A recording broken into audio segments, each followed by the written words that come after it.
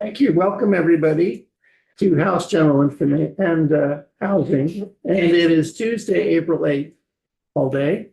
And we're going to first hear the introduction of half a dozen bills. And our star witness is Representative Kate Logan, prolific Kate Logan, who is responsible for most of them, if not all of them, today.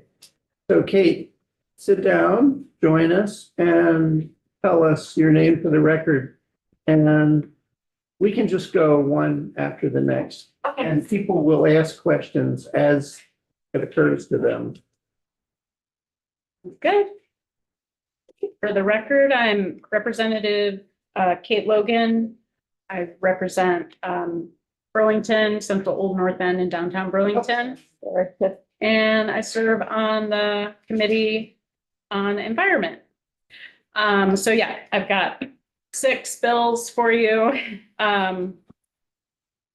We have them in order of Yeah. numerically. Yeah, I prepared to discuss them numerically. The first several are all labor and employment issues, and then the last is a housing program bill. So we'll get started with H 333, an act relating to collective bargaining rights for agricultural workers. You'll see that this is a very short bill. Change is on the second page, just repeals the exemption for those who are employed as agricultural laborers from the Vermont State Labor Relations Act. And so reason for this bill, according to the December 2024 report of the Agricultural Worker Labor and Employment Law Study Committee, there are 439 farms with more than 5 agricultural workers in Vermont, representing a workforce of 5,731 workers. Put differently, nearly 70% of agricultural workers in Vermont work on farms with 5 employees or more. For nearly all workers who are employed at businesses with 5 or more employees, those employees have the right to collectively bargain over their employment conditions with their employer, but not nationally for agricultural workers and not in Vermont. When the National Labor Relations Act was originally passed in 1935, granting collective bargaining rights to many U.S. workers, both agricultural workers and domestic workers were excluded. Agricultural and domestic work is typified by long and irregular hours. And at the time that the NLRA was passed, the majority of ag and domestic workers in the United States were Black Americans who were also subject to a broad range of Jim Crow laws that were in effect for most of the 20th century. That same exclusion was made when Vermont passed its own State Labor Relations Act in 1967. So H 333 aims to address this gap in basic labor rights for ag workers in Vermont. Last year, Vermont made the decision to end the exclusion of domestic workers from collective bargaining rights. But the decision to allow ag workers to bargain collectively was deferred. Between sessions, the members of the Agricultural Worker Labor and Employment Law Study Committee met to deliberate over agricultural worker collective bargaining and other employment rights. I've asked the committee assistant to post the report of the study committee to the committee page for this set of bill introductions. And I'll also address some other recommendations of the committee in H 347. So there are currently 9 states with significant agricultural sectors that have adopted collective bargaining rights for ag workers. 5 of those states have separate labor relations statutes for ag workers, and 3 of those have created agricultural relations, labor relations boards separate from the state's labor relations board. Our study committee did not come to a consensus on whether or not to recommend collective bargaining rights for agricultural workers, but did advise that the state should adopt, if it did, advised that the state should adopt a separate set of labor relations statutes for agricultural workers, but didn't but recommended that the Vermont Labor Relations Board should be the oversight entity for the state rather than creating a new agricultural labor relations board. So this bill, H 333, Okay, can I just get that straight? yes, The recommendation of the study is the VLRB should oversee. correct. But that there should be, basically, right now we have a state labor relations act. We have We 7 of should them. create a new labor relations act for, just for agricultural workers. Okay, But that would be overseen by the regular. But have it overseen by the VLRB. yeah, okay. Do I have that right, Rep. Bartley? Correct. So the idea behind it was that ag kind of in all industries within ag, whether it's dairy, horses, it's sometimes hard to define that it's just such a unique group of individuals that we felt it best in our recommendation that they would have their own boards. What about domestic workers? They're not included in, because this is an ag. This is an ag, domestic workers are now covered under the State Labor Relations Act. Like, yeah, so it addressed that gap last year.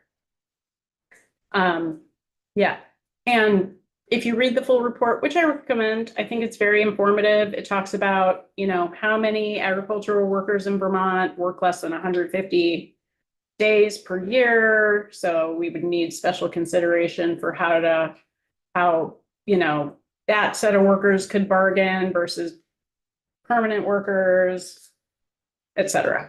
Lots of specific things to. So I do not cover us. I don't provide a separate set of labor standards for agricultural workers in this bill, but I did want to submit a bill that would that would try to move the conversation forward about adding agricultural workers into the State Labor Relations Act. At this point, if there was a decision to adopt a separate Labor Relations Act for agricultural workers, then where I've placed, you might still strike, I'm not sure what that would end up looking like in terms of a bill. But it was way beyond my capacity to draft a bill that established a separate Agricultural Labor Relations Act, but that, like I said, there are 5 states that we could look to provide examples of that. So that's H 333. What were the 5 states? The 5 states that have established separate labor relations statutes. I am not going to be able to remember it off the top of my head, but I know it's California, Colorado, Arizona. It's Wisconsin, Kansas. I can't remember the 5. I can, what I can. It's in the report. My notes, I just don't have those specific ones in front of me. But that's in the report. It is in the report. Okay. Yeah. Any other questions before we move on to 336? Okay.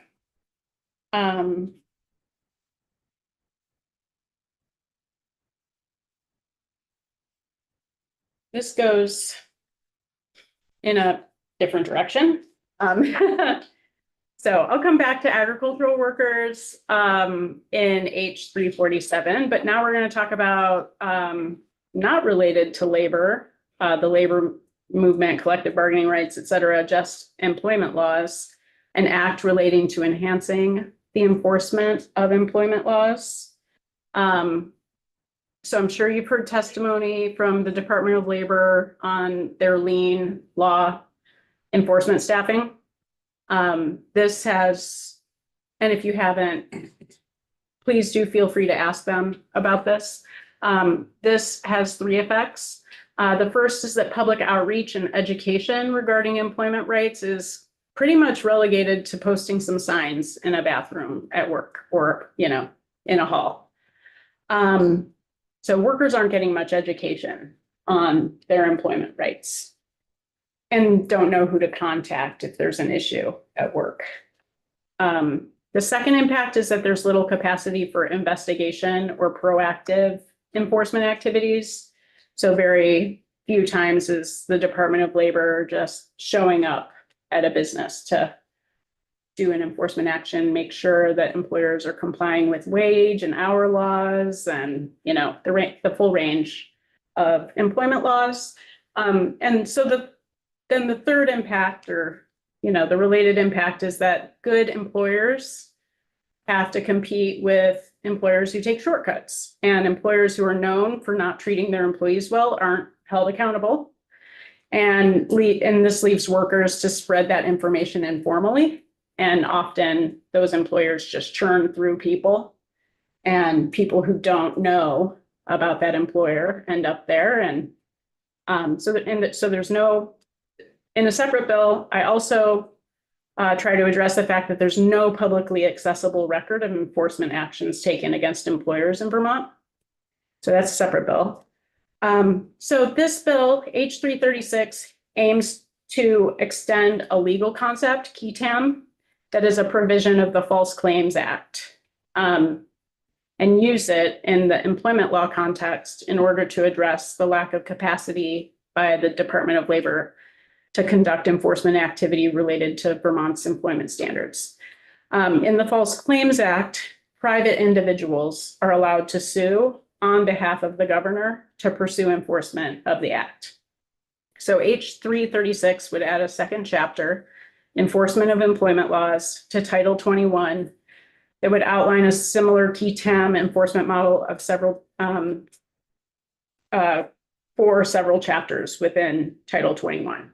So if adopted, Vermont would allow a relator, either an aggrieved employee, a representative organization, or a whistleblower, to bring a civil action against an employer on behalf of the Commissioner of Labor. So this is a longer bill. Section 51 provides the definitions. So defines aggrieved employee, defines relator up here at the top of page 3, representative organization. So for example, a union or a nonprofit organization that does workers' rights advocacy could be the relator if they happen to learn about an employment law violation at a work site. And a whistleblower, could be anybody who observes the employment law violation. Section 52, starting at the bottom of page 3, talks about the enforcement actions themselves. They're brought on behalf of the commissioner. The relator can seek penalties and relief that the commissioner would be entitled to seek if the commissioner had brought the action. If the commissioner does bring an action, does the other disappear? Correct. So that's covered here. So this section just talks about there's a process here, but that's in a different section, but it does say here in this section that the commissioner can bring the action. So one of the things that this would do is address the lack of resources that the Department of Labor has. So the relator, if the department does not bring an action against the employer, the relator can bring the action in civil court. And then if if there's action taken against the employer, 30% of the proceeds are rewarded to the relator. But the 70% of the proceeds goes back to the Department of Labor. So that's in the event that the commissioner doesn't pursue an action. If a relator brings the complaint to the Department of Labor and the commissioner goes ahead and decides to pursue action against that employer, 20% of the proceeds go back to the relator, but the other 80% go back to the Department of Labor. So it's a little bit of a bounty for bringing in a complaint against an employer to the Commissioner of Labor, but does give the opportunity for the Department of Labor to pursue action, but does also incentivize people to bring complaints to whistleblow, basically. And then says some things about how the resources that go to the relator have to be distributed. And then on subsection 4 here, and you'll see this at the end of the bill on page 5. 25% of the funds awarded to the Department of Labor will go into a new fund called the Community Outreach and Workforce Education Special Fund. So that's at the end of the bill. Talk a little bit more about that.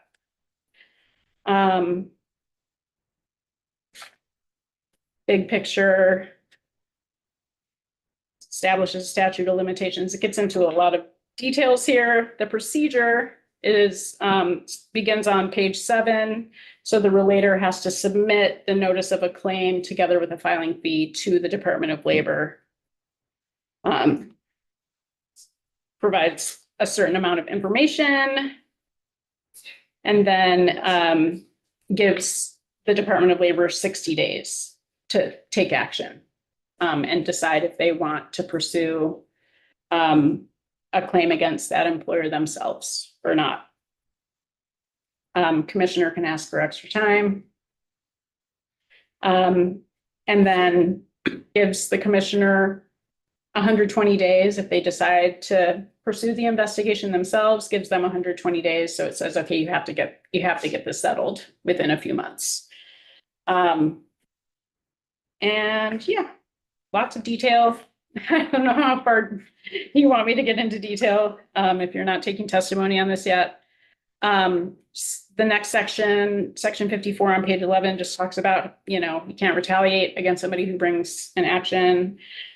Section 55 addresses that concern I have about there not being enough information publicly available on bad employers. So establishes a public database on any actions that have been taken. And then section 56 creates this Community Outreach and Workforce Education Special Fund. So actually gives the Department of Labor some resources to do outreach to workers to inform them of their employment rights. And this fund can also take donations and things like that from outside of the resources it receives from any actions taken in court. Questions? Just a couple. These are actions brought in Superior Court, In civil court. civil court, yeah. Yeah. And any other states do this? Yes. A lot, a few? This legislation is in stages of passage in other states, but California has implemented this model for a couple decades at this point. This is somewhat modeled on the California statute. Obviously, they've learned a lot about how to implement this type of employment law enforcement over a couple decades. There've been a lot of challenges. And so this bill incorporates all of that learning. Any final questions? So our next is Page 337. page 337, right? So this addresses the lack of public information on enforcement action. So this is called an act relating to the duties of the Commissioner of Labor. This one's really short. Second page just adds to the duties of the commissioner that they'll publish information on enforcement actions taken by Vidal concerning minimum wage, overtime, prevailing wage, and child labor. So just says they have to put this on their website. Only on enforcement actions, and not on the complaints themselves, but on the enforcement actions that the department has taken. If the department brings an enforcement action in, I guess, Superior, does the department bring the action at the department, or is it, I wish I knew, I don't, or does it have to be in Superior Court? That's a good question. It's in Superior Court. Yeah. So if they do it and the court concludes there was. Oh, no, that's actually not true. It's in the department. Yeah, it's in the department. That's right. Because it wouldn't make sense if it was Superior Court, then those actions would be already in the Okay, public record. so when they bring in action and conclude, if they conclude that there was nothing actionable, And it wouldn't be public. be published. Okay, so it's resulting in fines or other conclusions, right? Yeah. And removing any personally identifying information of the complainant. But not the entity against whom the enforcement action is concluded, right? Okay. Can I ask a question? Why didn't you fold 337 language into 336? So that they could stand, I mean, they're very different decisions. 337 can just be acted on by itself. There are already enforcement actions being taken by the Department of Labor. So this would require that those enforcement actions be published, and then the other establishes an entirely new system of taking enforcement action, and also has a section about a public database that would publish the information about those enforcement actions. And those would be taken in Superior Court, but the database would aggregate that information on a website so that it's searchable by employees. So yeah, those two bills are really about increasing enforcement, increasing resources for Vidal to conduct enforcement, and then making information known to employees about enforcement actions that have been taken.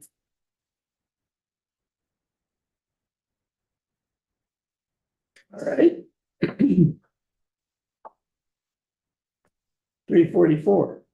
Okay, 344 is another pretty short bill. This would amend Title 21 to establish a new unlawful employment practice that would be essentially not, firing somebody without a good reason. So this establishes a definition for good cause termination of an employee. And good cause does not include reasons for discharge that are trivial, arbitrary, capricious, or otherwise unrelated to a legitimate business reason. And then it defines a legitimate business reason includes the employee's failure to satisfactorily perform their job. And yeah. So. Sure, this is a question that everybody asks. Does a legitimate business reason include either elimination of the position or the need to shrink your workforce? Yeah. Those would be legitimate. Is that clear in the act as defined? I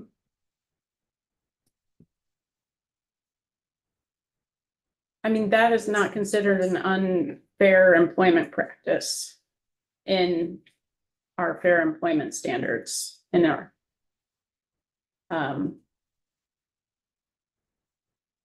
yeah, you could define legitimate business reason a little bit more clearly, I suppose, if you were concerned that there would be any ambiguity about whether or not.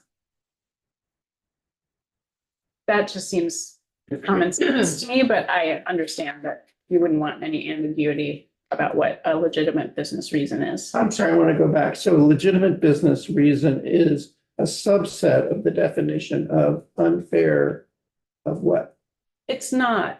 But you started off and you said, Well, those aren't defined as unfair. good cause. Yeah, Good cause. How is good cause? You were saying good cause is defined. good cause means a reasonable, good faith reason for discharge related to a legitimate business reason. Also allows discharge of an employee for any reason if they've worked at the employer for less than 90 days. Go ahead. Can I ask you a question? Did you say that an employee discharged because they're not in the job and been doing a satisfactory job of the position, that would be considered good cause, or would it be considered? That would be considered good cause for termination. What is the target then? I'm sorry, you had a question?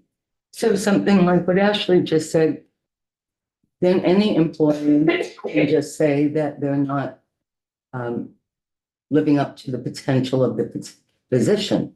How is that weighed? Well.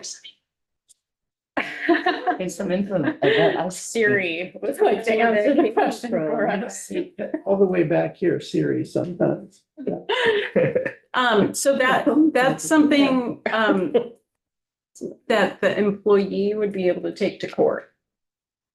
And then it becomes a he said, she said. Well, the employer, I would imagine, would be, expected to provide evidence that the employee had not done a sufficient job.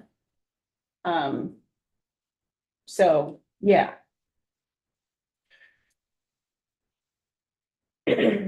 So, So the bill has, it's a legitimate business reason includes failure to satisfactorily perform the job. Is that the only legitimate reason we're talking about? Is there are a number of things listed that it doesn't include? There are a list of criteria that it can include. No, there's Okay, no further list than this. so. You could add to it. An employee who's maybe perfectly proficient at their job, but they have a very caustic, toxic attitude that's causing everybody around them to not do as good of a job. That's okay. I mean, is there, That Is doesn't that a- seem, that is it a- doesn't seem trivial, arbitrary, capricious, or otherwise unrelated to a legitimate business reason. If it As you makes read it it. more difficult, yeah. okay, But I mean, I think the point of being a little bit broader in the definition is that then you establish all of those legitimate business reasons in case law as employees challenge the decision to let so them as an go. employer, I would just soon not be the one whose Yeah. whose decision gets challenged in court. So Yeah, that's fair. as this unfolds, Mhm. uh, a little more definition would be. Yeah, if we took it off the wall, that would be up to us. yeah, absolutely. Is there somebody else has any other questions before I ask mine? I guess it's sort of a broad question. Since I gather basically a legitimate business reason includes most of the reasons that a good faith action by an employer that's carefully thought through it would include most of them. That is, you eliminate a position because you don't need it. You have to reduce your workforce because of money issues. The individual is really doing a terrible job, et cetera. What is this aimed at? What's the kind of abuse that worries you that, I mean, I think I know, but I want to hear it from you. You know, what are you really aiming at?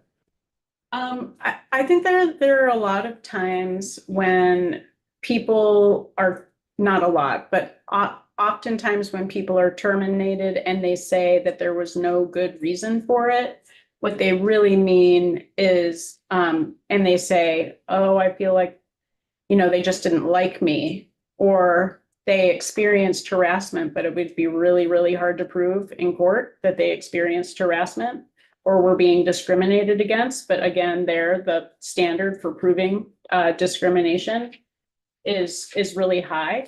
And so this just means that employers have to hold themselves to a very high standard in defining the job description.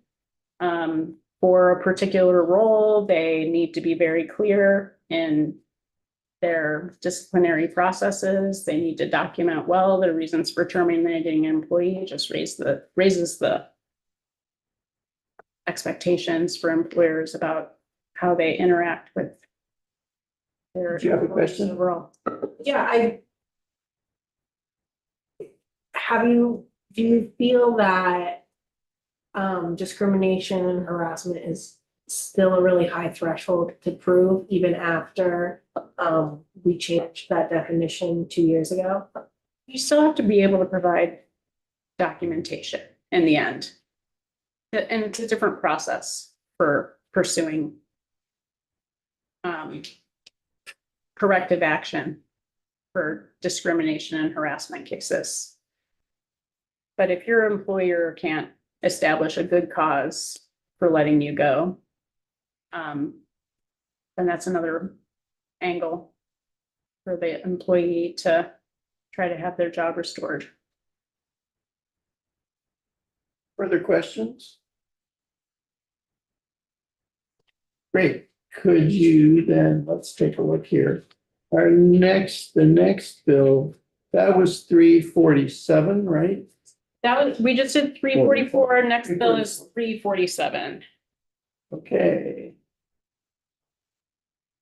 Okay, so this is where I get back to agricultural workers among others. So this bill does a number of things. It increases the minimum wage to $20 an hour, repeals the exemption of agricultural workers from the minimum wage, and then also repeals the exemption for agricultural workers from overtime, but phases it in over several years. So it would be not until 2035. The agricultural workers would be covered under overtime law, which is one of the suggestions that was made by the study committee. It would eliminate the tipped minimum wage. It would also expand access to overtime by Make establishing the tips minimum wage for ag work. for all, Oh. for any tipped worker. And then it would expand access to overtime by establishing a higher salary trigger for exempt status. It removes the authority of the commissioner to recommend a sub-minimum wage for workers with disabilities, and I believe that is already coming over to you in one of the Senate bills that was passed.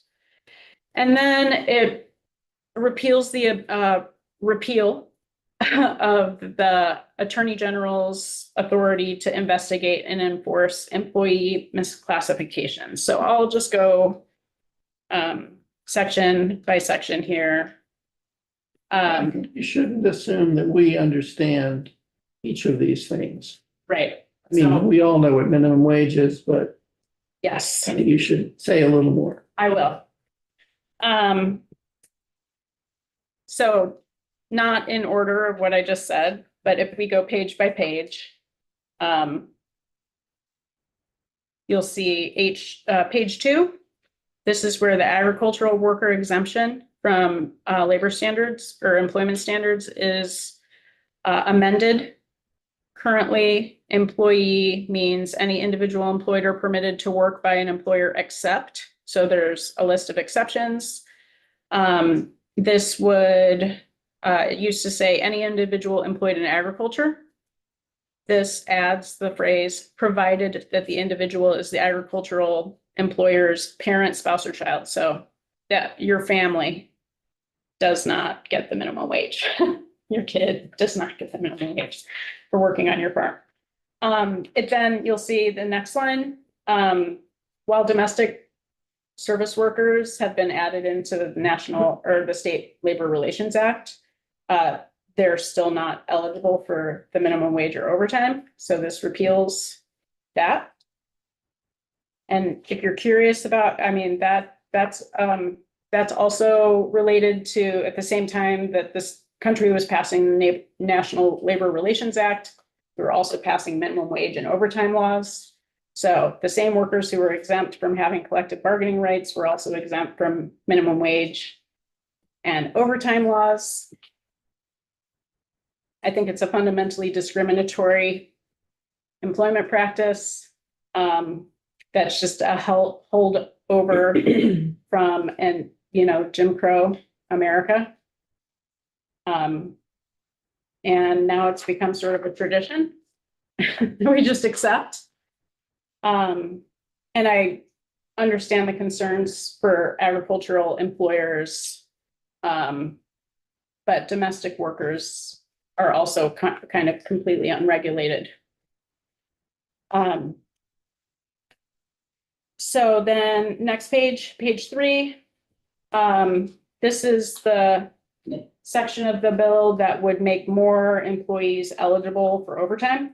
So right now, if you are an exempt employee, you're not eligible for overtime.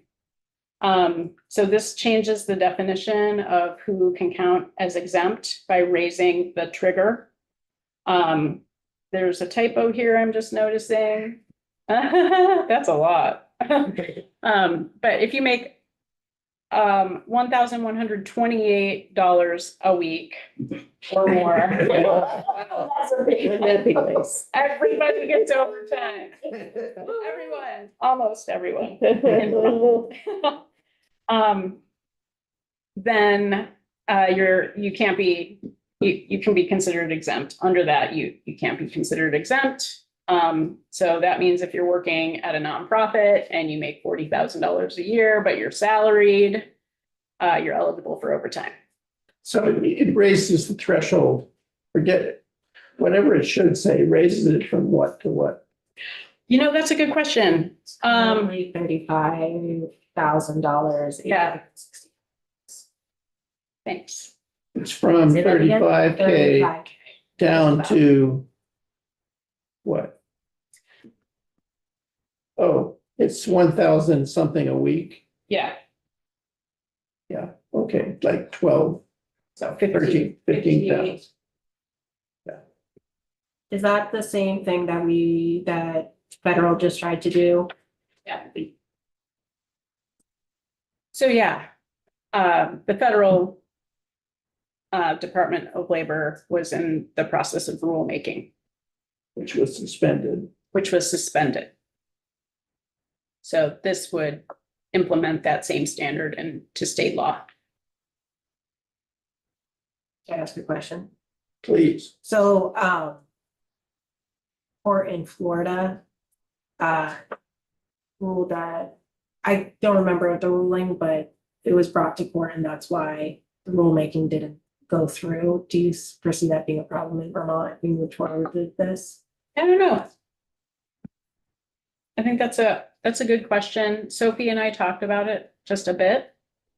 And decided to put it in here with these other items. Because it's a contemporary labor issue. Seems worth talking about. Down at the bottom of page 3, this is the minimum wage section. Last time we did a minimum wage increase, passed a minimum wage increase was 2021. It was implemented January 1, 2022. And at that time, we raised the minimum wage to $12.55 an hour to increase annually by 5% for the percentage increase of the CPI, whatever's lower. I was the director of the minimum wage campaign when we passed this bill back in 2021. At the time, we were asking for a minimum wage increase to $15 an hour by 2024. We only got the first couple of years. So we got the first couple of years established in law, and then ever since it's been increasing by 5% for the CPI.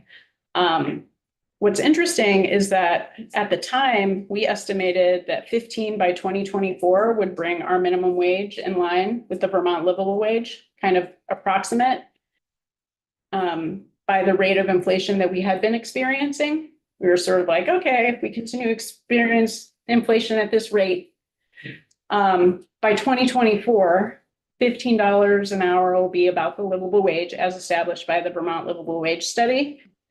I'm sure you reviewed the livable wage study that came out. I also had the committee assistant repost that study to your committee page for today.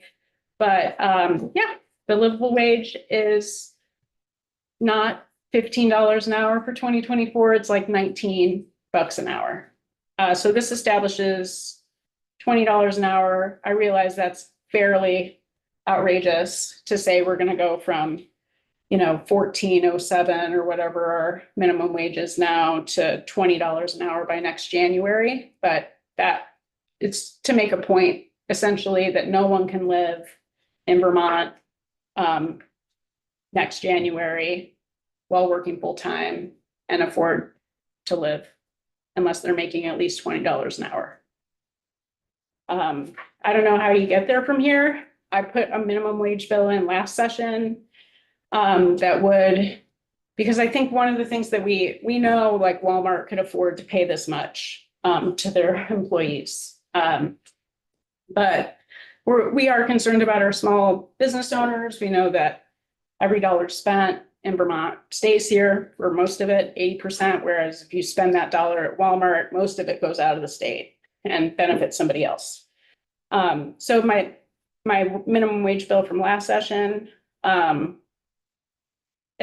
have established like a small business owner tax credit. That went along with this fairly several pages long tax credit description there, but I didn't bring that idea into this bill, but I wanted to mention it if you were really interested in thinking about how we could raise the minimum wage. I know also that Senator Sanders is talking about raising the national minimum wage to $17. Speaking of which, yeah, so because agricultural workers and domestic workers have been exempt from minimum wage, that means they fall under the federal minimum wage policy, which means that they don't need to be paid more than $7.25 an hour in Vermont. I think the average for ag workers is around 11, but it still falls below our state's minimum wage, which falls far below the Did you state's. say 7.25 or 7.15? $7.25 is the federal minimum wage. And the average now is 11. Yeah, it's also in the agricultural workers study report. But there isn't really great data on that. But there's pretty good data on how much it costs to live in Vermont. And it is not, not covered by 1407. I know that the livable wage is also defined by shared housing, no kids, 2 people sharing housing, modeled on the cost of an average 1-bedroom. So it assumes that if you don't have kids, that you're in a relationship and you're living in a 1-bedroom apartment. We know that about 30% of low-wage workers are single. And we have some really good data on low-wage workers in Vermont that can be updated for now, but most are women, most are primary breadwinners, and very few are under the age of 20, which I think are some of the misconceptions people have about low-wage workers. And disproportionately, in like home care, childcare, that's changing because of the child care bill. So updated employment statistics now for low-wage workers would be interesting now that we've implemented some labor standards for childcare workers. But yeah, okay. And then page 4, this is the tipped employee change. Again, from the same period where agricultural workers and domestic workers were exempt from Labor Relations Act and the minimum wage and overtime, there was also a carve out of the minimum wage for tipped employees. There were a large number of there were a bunch of folks who were only paid in tips at that time. There were folks who provided services on train cars and shoe shine people and stuff like that. And so this is kind of a holdover from that era. And now it's become very much a tradition and part of our hospitality sector. There's been a push among advocates for service workers that they be included in the minimum wage standard. And currently in Vermont, the tipped minimum wage is half of the minimum wage and goes up at the same rate that the minimum wage goes up. Questions?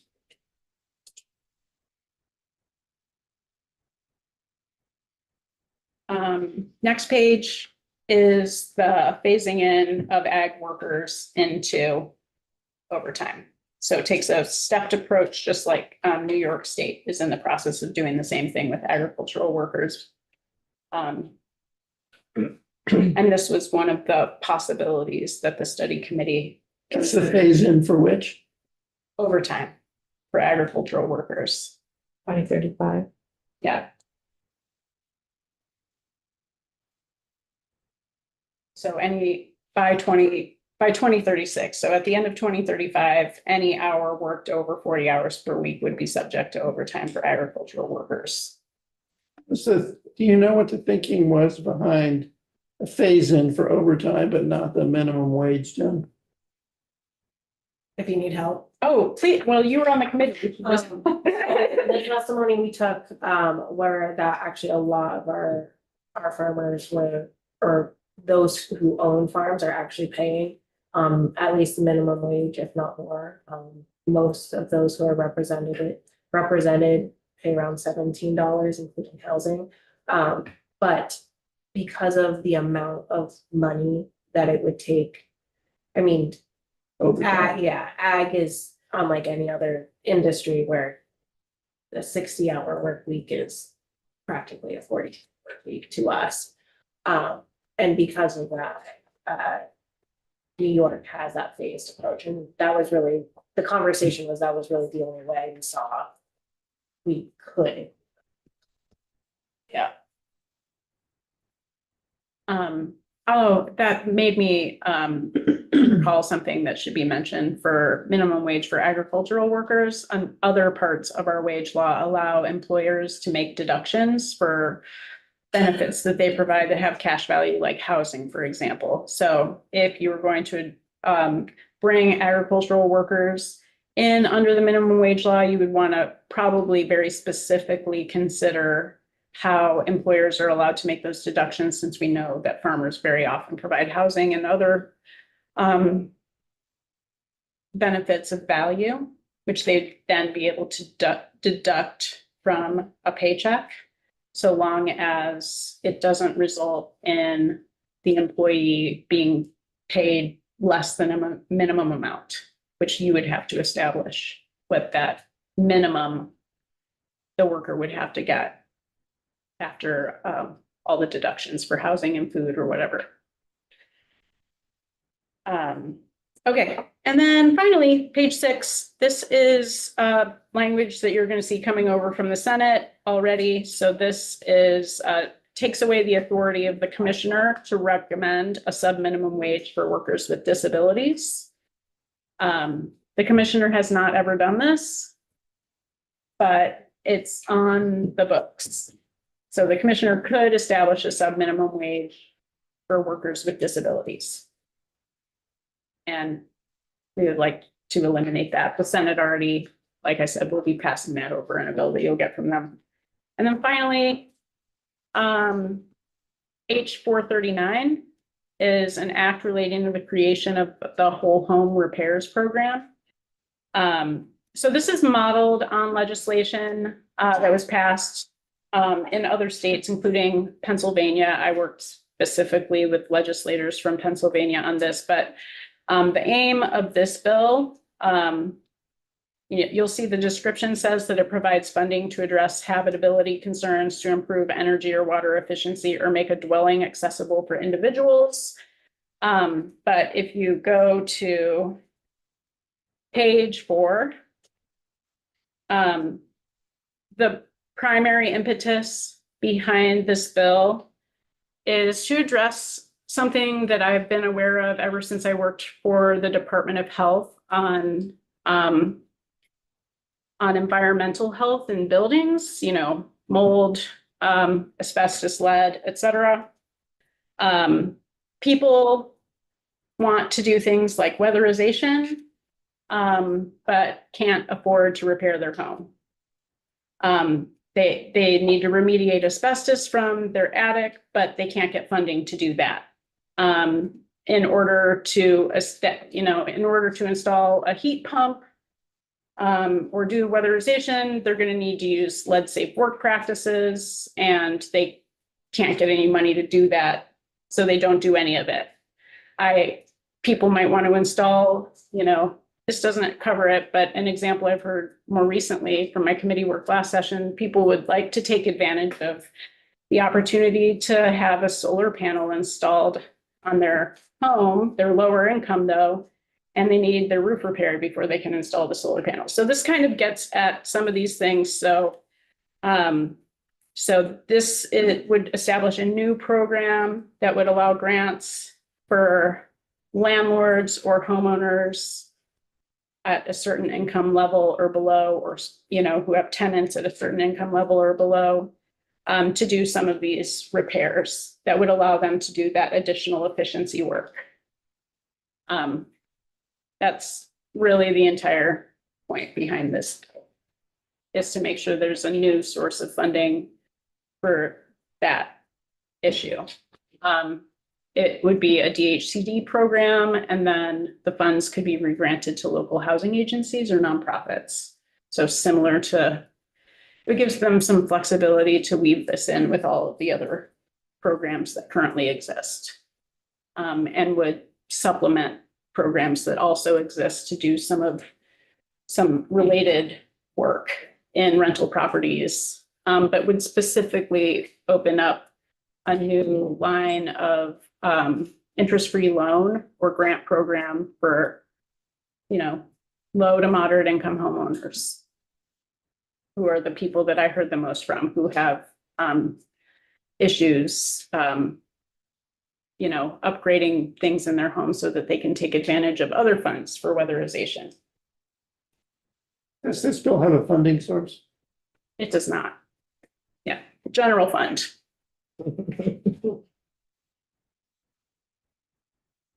Questions? Okay, thank you so much. Thank you. Really interesting bills, appreciate it a lot. I think at this point, why don't we take a 5-minute break? And we've been at this an hour and we're about to be at it for a good while, so.